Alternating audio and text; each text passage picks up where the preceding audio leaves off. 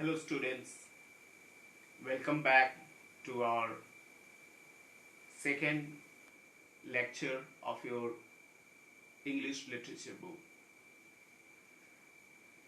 We were going through the first chapter of English Alive. First two pages have been done and now we will start from third page, which is page number 11, second paragraph. Form lines, patrolling back and forth. The new teacher kneaded the grade into position. Sloppiest I have ever seen. March. She clapped time with her hands and the stunned ranks trooped into the classroom. In our previous video, we saw the teacher entered into the classroom and she found that students were making noise. They were not, sitting in a proper row, and some of them were still outside of the classroom. They were just entering in the classroom and they found their teacher is already in the class. So when they were at the gate, the new teacher scolded on them and told them to form a line and then enter in the classroom. She clapped time with her hands and turned rock troop into the classroom. And when, after forming the line, she clapped the time, and then the group of children entered into the classroom. Class, be seated, hands folded on desks. The new teacher barked, and the class obeyed. She carefully installed the potted plant on the sill. Plants and children belong in classrooms. Both grow with proper care, not by giving into the winds. And when all children were inside the classroom, she turned to the class and told them to be seated, but their hands must be on the desk. She also told, she put the pot on the frame of window and said a line, that is, plants and children belong to classroom. Both grow with proper care, not by giving in to winds. She told this line. It means कि small plants and small kids both needed proper care, both needed proper attention. Without taking proper care, they can't grow in proper way. Just by making wishes, they can't go on right path, they can't go on right way, they can't groom, they can't develop properly. She strode to the front of the room. I am Miss Orville, Orville, she spelled. Before my retirement, I taught boys and girls for 46 years. I am beyond trickery, so advise you to try none. Since I have no knowledge of your individual abilities, perhaps a look at the weekend homework will shed some light. Take out your notebooks at once. And when the class was settled, when she had installed the pot carrying the plant on the windowsill, she turned to the class and told her name. Okay, she is Miss Orville. She also informed them that she had been teaching boys and girls for 46 years now.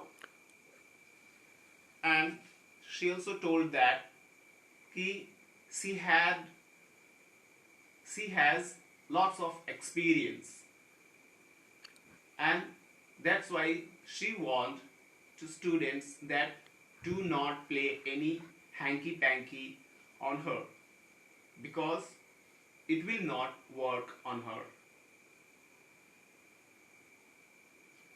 And she told, since it is my first class, it is my first lecture, and that's why I do not know much about all individuals' abilities, capabilities, and that's why it would be better कि you take out your notebooks and I will check, I will go through with the notebooks with your weekend homework, and that's why, or you can say, so that I could know better about your individual capabilities. Roger's head spun dizzily. He had returned to his room yesterday, but alas, not to complete his assignment. He watched horrified as the tweed figure approached. When the teacher said these words, Roger got furious, got nervous, because he had not completed his homework. When he returned from Central Park, he went to his bed and slept. He didn't complete his assignment. And that's why he was furious when he saw the tweeted figure, the old-fashioned lady, came towards him. You call this chicken scrawl penmanship? Read. A page was torn out and thrust at its owner. Redo it at once. It assaults one's intelligence. Then, moving on. What is this maze of ill-spelled words? Not a composition, I trust. And then, when the teacher was inching towards Roger, getting closer towards Roger, she stopped at a desk and checked a student's copy and found his handwriting was very poor, and that's why she scolded at him and compared his handwriting with chicken scrawl. Then she torn out the page from the notebook and hurled the ball of paper towards the student. Then she moved to next student and also scolded at him as well, because none of his spelling was correct. It was all ill spelled. Miss Orville was 3 desks away. Roger opened his book bag. It slid from his grasp and crashed to the floor. Books, pencil case, cards, strings spilled out. And when the teacher was just 3 desks away from Roger's desk, from Roger's sheet, Roger frisked his hand into his bag to take out his notebooks. But since he was very much nervous, and that's why he loosened his grasp and crashed, and result was his bag crashed on the floor, and all the contents like books, pencil case, cards, string, all spilled out. Ah, cried Miss Awful, as she promptly seized the toys. We have come to play, have we?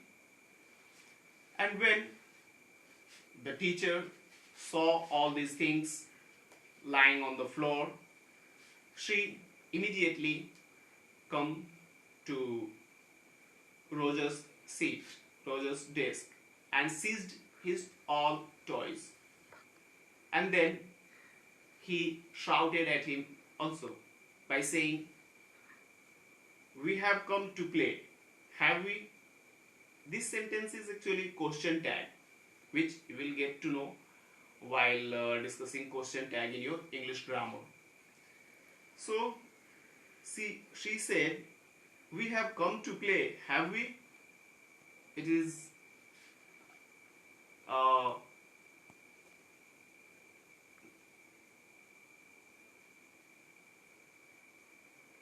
huh. And she scolded at him, "We are not gathered here to play. We are not gathered here to have fun. We come to the school to get some education, study, and so that." Long before the week's end, Roger, the happy-go-lucky youngster, was replaced by a nervous child, continuously glancing over his shoulder. Mrs. Clark got the first inkling when she went to pick up her offspring. The third grade made a subdued and dashed exit from the building. Among them was Roger, who quickly laid his mother down the block. Words erupted from him. And when finally the bell rang, all the boys and girls were out of the school. Roger was not so happy. He was nervous, continuously glancing over his shoulder, and he was looking here and there with nervousness. Mrs. Clark got the first inkling when she went up to pick her offspring. And when her mother, Mrs. Clark, reached there to pick up his kid, to pick up his boy, Roger, she got the hint that Roger is not so happy. The third grade made a subdued and dashed exit from the building. And after finishing the classroom, unlike their entry, they made exit with proper way, like like good students. They were silent and shocked. Who quickly laid his mother down the block, and when Roger reached to his mother, he burst out. He spoke a lot. Words erupted from him. "We got a witch from a substitute teacher, for a substitute teacher. She is from Hansel and Gretel. Miss Awful is her name. She steals our toys. Children's are plants to her." And then she started doing blah blah blah blah blah. Sorry, he just started doing blah blah blah. He was just on the go about complaining his teacher, Miss Orville. And he was saying कि his class got a so bad teacher, like her behavior is like witch, chudal, and she is from Hansel and Gretel. Hansel and Gretel is a imaginary story about ghosts and witches and all. So here Roger is comparing his new teacher with a witch from Hansel and Gretel, and he named her as Miss Awful. And he also tells to her mother that his new teacher steals his all toys, and she compares kids with plants. His mother sorry his mother offered to treat him to a soda. Who has got time for sodas? He moaned. I have punishment homework to do. 10 words, 10 times each. I got every word wrong in today's spelling test. And when her mother saw Roger was nervous, disappointed, unhappy, she offered him soda. But Roger declined it and told that I have no time to have soda because I have got plenty of homework which I have to complete. On Tuesday, the third grade marched down the school steps in military precision. 1, 2, 3, 1, 2, 3. The stiff-backed teacher counted before dismissing them. Turning, she surveyed the wide-eyed mothers and walked up to Mrs. Lambert. And next day, when the third grade students were coming out of their classroom, they marched like an army. They were in proper rows, and their teacher, Miss Orville, was behind them. The tough taskmaster, Miss Orville, was counting 1, 2, 3, and they were going down. When the new teacher surveyed the wide-eyed mothers, because the mothers was wondering what is happening in the school. They had never seen this kind of arrangement earlier, and that's why their eyes were wide open. उनकी आंखें एकदम मतलब आश्चर्य से वे लोग देख रही थी कि ये क्या हो रहा है स्कूल में, बच्चे इतने सीधे इतने शांत तरीके से एकदम से लाइन में लग के आ रहे हैं. ये देख के teacher walked up to Mrs. Lambert, one of mothers. Miss Warville उसके बाद उन mothers के पास गई जिनमें से एक थी Mrs. Lambert. Mrs. Lambert, your son threatens to grow into a useless member of society. He watches television for 3 hours every evening. He idles through his homework, scattering mistakes everywhere. I suggest you supervise him more closely. And when the new teacher reached to Mrs. Lambert, she told her about his son, and she told that his son is no good in education. He is very idle through his homework. He doesn't do his homework with eagerness, and that's why he makes so many mistakes in his homework. And then the teacher suggested Mrs. Lambert to take proper care of him, to supervise him more closely. With a brief nod, Miss Orville left. It was a full minute before the mothers recovered enough to speak. On Thursday, Nancy Reeves, Bruce's mother, remembered where she had seen Miss Orville after she had received a complaint from her. And when the teacher, Miss Orville, left them, they took almost 1 minute to recover from that shock, and then they were recovered enough to speak. And when they were able to speak, Nancy Reeves, Bruce's mother, remembered where she had seen the teacher when she was complaining about bruises. Okay, this was the end of 12, page number 12.